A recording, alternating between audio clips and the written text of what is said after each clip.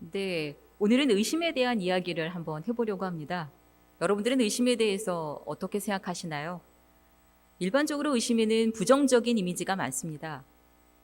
사전적으로는 확실히 알 수 없어서 믿지 못하는 상태나 또는 그런 마음을 뜻하는 의심은 내가 의심을 받을 때도 그렇지만 내가 무엇에 대한 의심이 생겼을 때도 그리 달갑지 않은 마음입니다. 그래서 성서에서도 마태복음 14장 31절에서 예수님께서 즉시 손을 내밀어 그를 붙잡으시며 이르시되 믿음이 작은 자야 왜 의심하였느냐라고 책망하는 이야기가 등장하고, 그 대표적인 인물로는 예수님께서 부활하셨다는 이야기를 믿지 못했던 도마가 있습니다. 오늘 읽은 요한복음 20장 19절에서 31절이 바로 그 도마에 대한 이야기입니다. 이 본문은 우리에게 너무나 익숙한 내용이며 부활하신 주님께서 두 차례 제자들에게 나타나셨던 날의 이야기입니다. 요한복음에 따르면 예수님께서는 부활하신 날 저녁에 처음으로 제자들에게 나타나셨고, 그로부터 일주일이 지나서 부활 후 8일째 되는 날 제자들에게 또 나타나셨습니다. 그리고 오늘 본문의 주인공인 도마는 예수님께서 부활하고 처음으로 제자들에게 오셨을 때는 그곳에 없었지만 두 번째 오셨을 때 그 자리에 있었습니다. 이날 벌어진 일에 대해서는 여러분들도 이미 잘 알고 계실 것입니다. 그 사건으로 인해 도마는 의심쟁이라는 별명을 갖게 되었고, 그리고 오늘날까지 우리에게는 소위 의심 많은 도마로 알려져 있습니다. 그러나 도마가 원래 이런 인물은 아니었습니다. 요한복음 11장 1절에서 16절에 보면 도마는 예수님 편에 서서 어떠한 위험도 기꺼이 감수하는 인물로 소개되어 있습니다. 마르다와 마리아의 오라버니 나사로가 죽었다는 소식을 듣고 예수님께서 예루살렘으로 올라가기로 결심하셨을 때 제자들은 모두 예수님을 말렸습니다. 왜냐하면 유대인들이 스승 예수의 목숨을 노리고 있다는 것을 알고 있었기 때문입니다. 그러나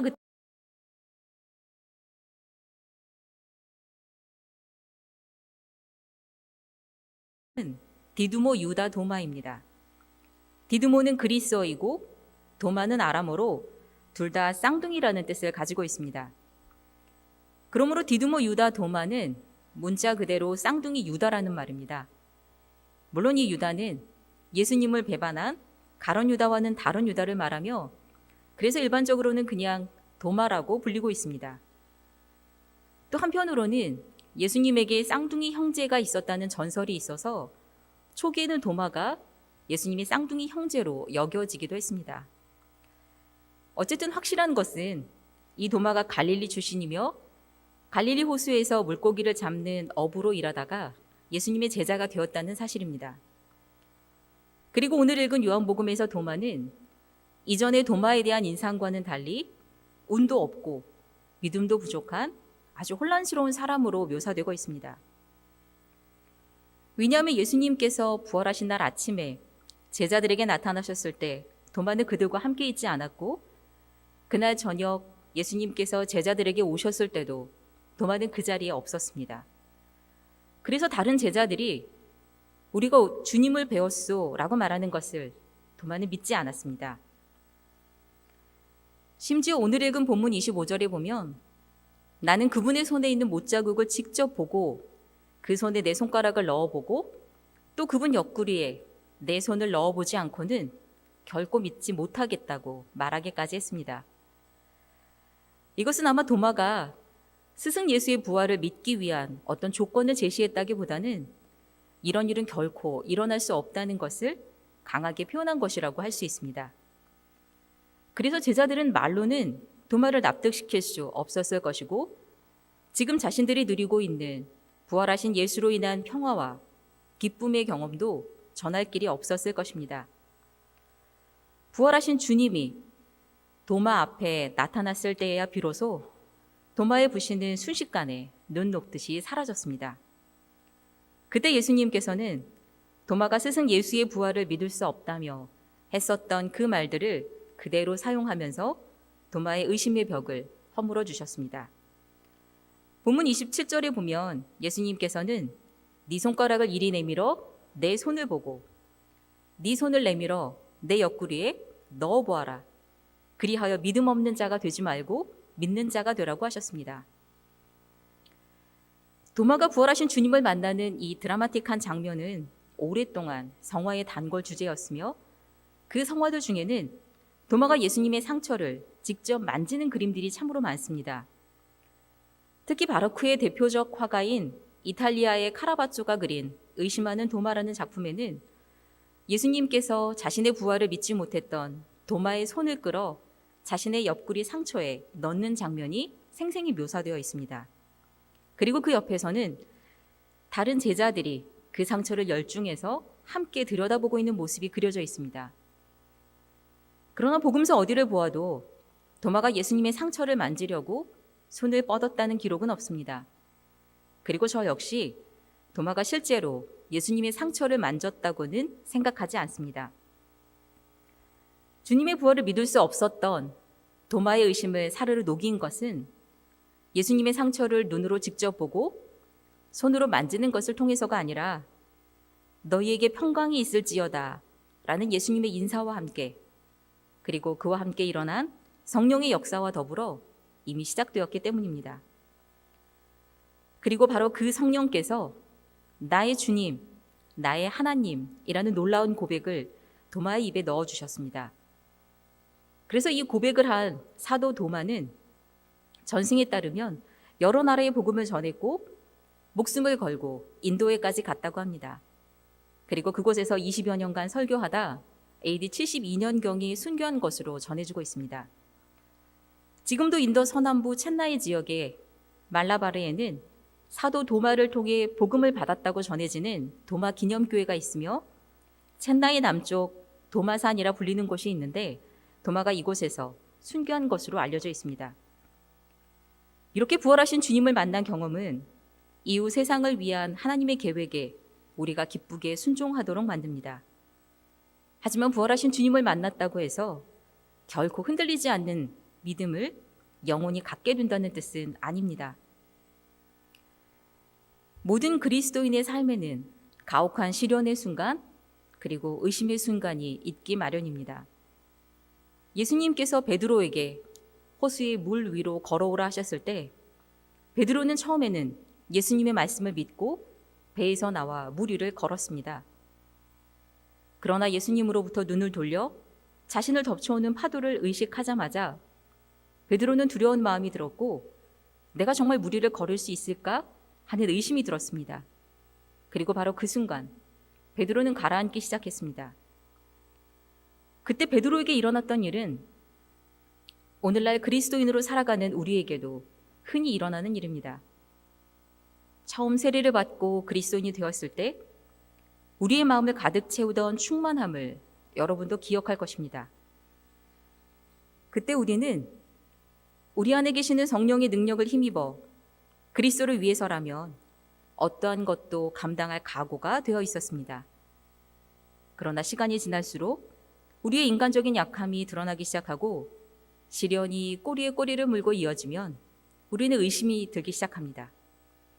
그럴 때는 기도를 해도 하나님께서 우리의 기도에 귀를 닫으신 것만 같고 한때는 그토록 단단했던 믿음마저도 바람 앞의 촛불처럼 흔들리는 것을 보게 됩니다. 그러나 절망할 필요는 없습니다. 전승에 따르면 부활하신 주님을 직접 만났던 도마 사도 역시 또다시 흔들렸기 때문입니다. 주님께서 도마 사도를 인도에 보내려고 했을 때 도마는 가지 않으려고 했습니다. 그래서 주님께서는 도마가 모든 재산을 잃고 결국에는 목수 노비가 되어 인도에 가게 하셨다고 합니다.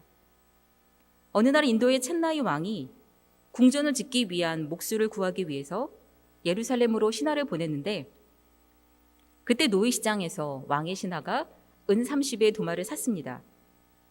그렇게 해서 도마는 인도에 오게 되었지만 왕이 궁전을 지으라고 준 돈을 전부 가난한 이들에게 나누어 주고는 이것은 임금님이 주시는 돈이다 라고 말했다고 합니다.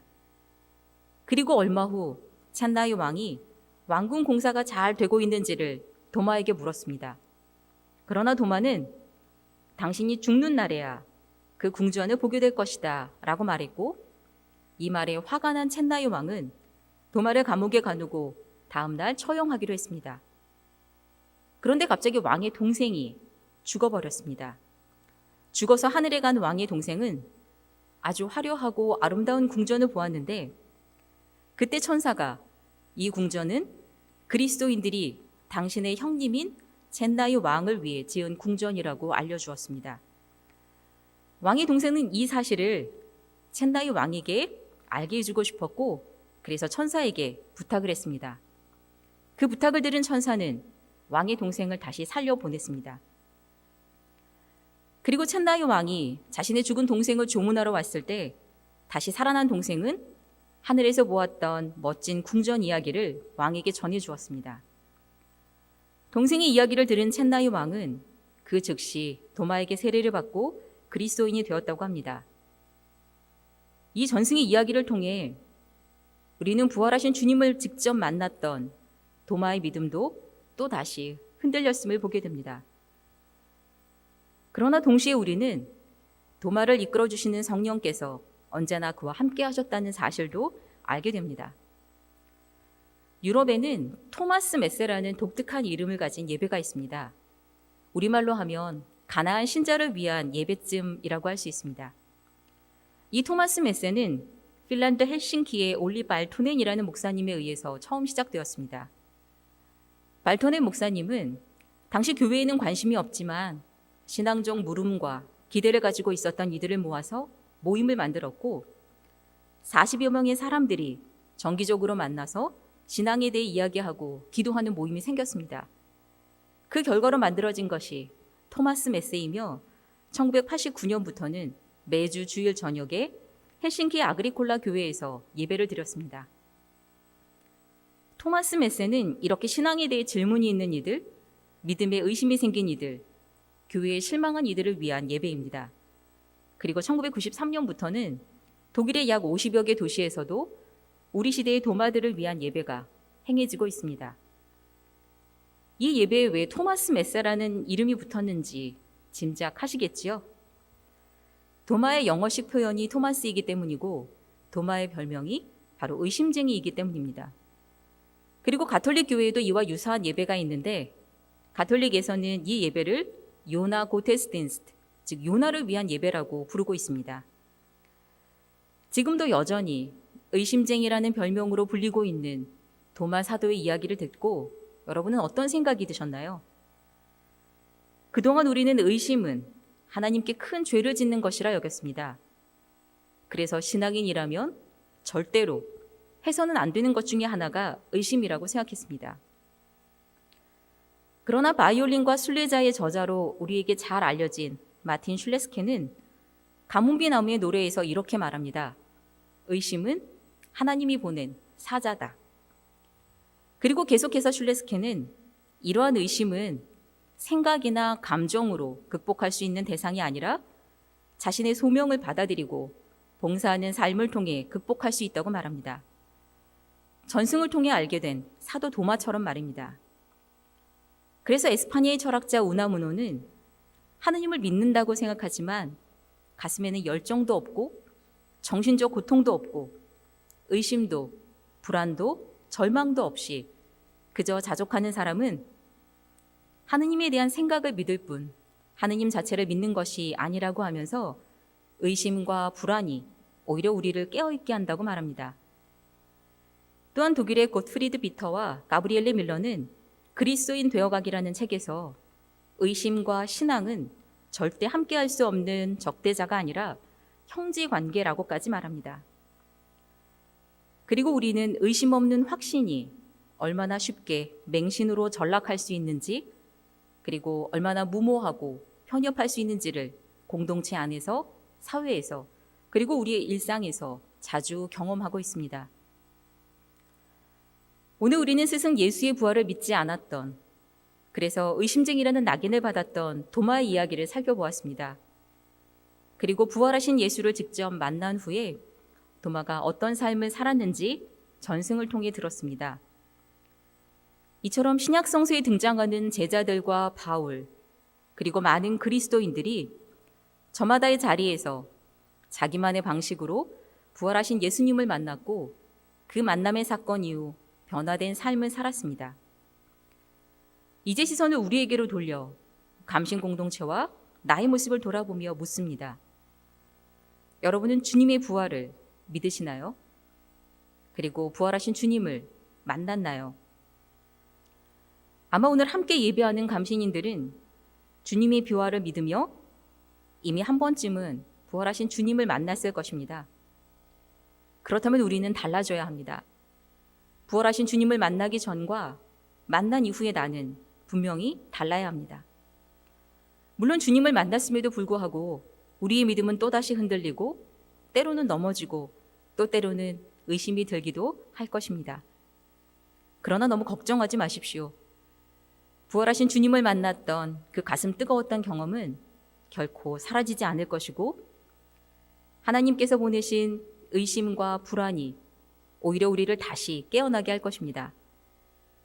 이번 한 주간도 부활하신 주님과 함께 그리고 나를 깨우기 위해 하나님께서 보내신 의심과 동행하며 나의 삶을 돌아보는 한 주가 되기를, 그리고 주님의 부름에 용기 있게 응답하고자 노력하는 한 주가 되시기를 바랍니다.